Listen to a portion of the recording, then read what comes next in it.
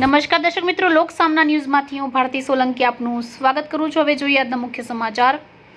અમરેલી જિલ્લાના જાગૃત અને ઉત્સાહી ધારાસભ્ય તથા ગુજરાત વિધાનસભાના નાયબ મુખ્ય દંડક કૌશિક વેકરિયા પોતાના મત વિસ્તારના કામો માટે રાત દિવસ પ્રયત્નશીલ રહેતા હોવાની પ્રતીતિ પુનઃ એકવાર થઈ રહી છે।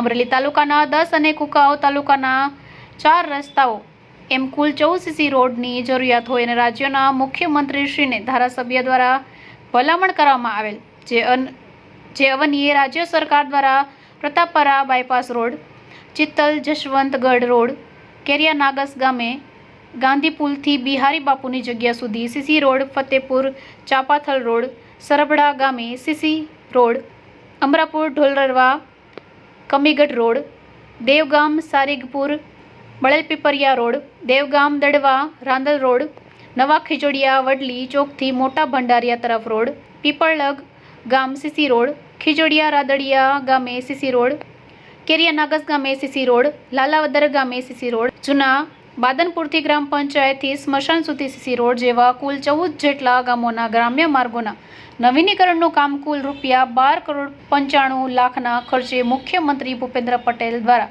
મંજૂર કરવામાં આવેલ છે। આ કામો મંજૂર થવાથી પ્રજાની સુખાકારીમાં વધારો થનારો હોય અને ધારાસભ્ય કૌશિક વેકરિયાએ રાજ્યના મુખ્યમંત્રીનો આભાર માનેલ છે। આગામી દિવસોમાં આ કામો અંગેની કાર્યવાહી હાથ ધરવામાં આવનાર છે। હવે ફરી મળીશું એક નવા સમાચાર સાથે, ત્યાં સુધી જોતા રહો લોક સામના ન્યૂઝ।